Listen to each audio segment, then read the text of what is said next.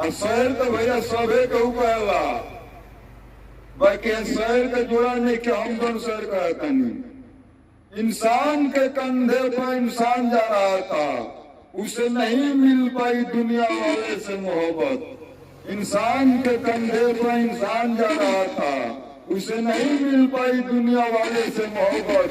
अपने मोहब्बत का तलाश करने के लिए शमशान जा रहा था।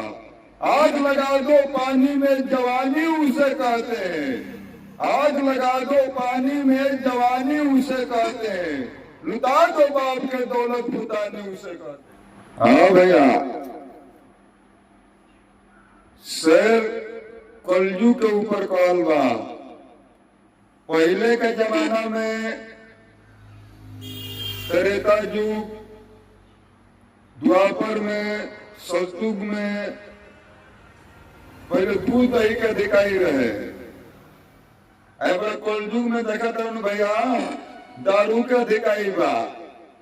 एक खाली जा वे दारू पे मेला लागल बा, तो यही पर हमें दारू के शहर कहे के पड़ल बा कि राम जन्म में दूध मिला कृष्ण जन्म में घी, राम जन्म में दूध मिला कृष्ण जन्म में घी, और कलयुग में यह दारू मिला सोच समझ के पीयू।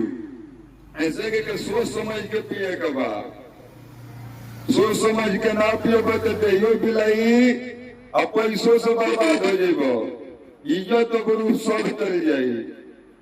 और फिर दूसरा बा गांजा पियो, कई लोग कहल बा कि गांजा प्याला से ज्ञान बढ़े, कुछ बीज घटेगा अंदर के, और सूख साख के लकड़ी हो जाएगा मुंह हो जाई बंदर के। गांजा प्याला से ज्ञान बढ़े, कुछ बीज घटेगा अंदर के, और सूख साख के लकड़ी हो जाएगा मुंह हो जाई बंदर के।